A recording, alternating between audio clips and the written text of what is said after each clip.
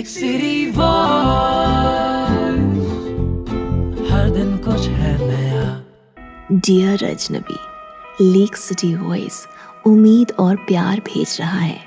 खतों के जरिए अजनबियों को सुनते हैं एक ऐसा ही सच्चा खत जो दो अजनबियों को प्यार और उम्मीद के एक कभी न टूटने वाले बॉन्ड में हमेशा के लिए बांध देगा। डियर अजनबी, आओ तुम्हें आज एक कहानी सुनाती हूँ, मेरी अपनी कहानी। आज से 3 साल पहले मैंने एक किताब लिखी थी। अपना नाम बदलकर, पहचान बदलकर, शायद डरती थी कि क्या पता लोग क्या सोचेंगे मेरे बारे में। मुझे बहुत शौक था लिखने का। उस कहानी में भी एक लड़की थी मेरी तरह। उस कहानी में भी उसके माँ पापा उसकी शादी करवा रहे थे पढ़ाई छुड़ाकर, मेरी ही तरह। फर्क सिर्फ इतना था कि उस कहानी में उस लड़की की लड़ाई अपनी पढ़ाई पूरी करने के लिए पूरी हो जाती है, जबकि असल जिंदगी में मैं वो जंग हार गई थी। फिर क्या, मेरे सारे शौक, सारे सपने, वो सुबह हस्बैंड का नाश्ता बनाते, दिन भर घर का काम करते और शाम होते ही मोहल्ले की 4 आंटियों की हंसी ठिठोली को अपनी नई जिंदगी समझते हवा हो गए। ना लिखने का मन करता था और ना कोई काम करने का।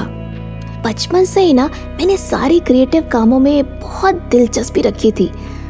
अब आप इसे डिप्रेशन कह लो या दिल पे लगी चोट, मेरा दिल ना अब किसी भी चीज़ में नहीं लग रहा था। अजनबी, मेरी ना माँ कहती थी कि जब आप अपनी गृहस्थी संभालोगे तो ये सारी बातें मैटर नहीं करेंगी, परिवार की खुशी से बढ़कर कुछ नहीं होगा। पर शायद उन्हें ये नहीं समझ आया कि ज़रूरी नहीं परिवार और मेरी खुशी एक ही हो। ज़रूरी नहीं ना कि सिर्फ उनकी घरेलू नीड्स पूरी करके मैं अपना जीवन खुशी से बिता सकूं।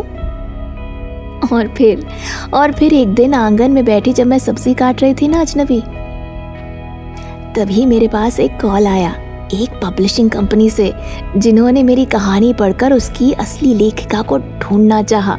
और इत्तेफाक ऐसा कि फ़ोन मेरे हस्बैंड ने उठाया। ये बात सुनकर वो हैरान रह गए। उन्होंने बड़े इत्मीनान से मुझसे पूछा कि क्या ये कहानी मैं उस पब्लिशिंग हाउस के साथ मिलकर छापना चाहती हूँ। और मैंने ना सिर्फ सर नीचे झुकाकर अपने बिखरे ख्वाबों को जुड़ते हुए देखा। डियर अजनबी, कल मेरी 3री किताब छपने जा रही है।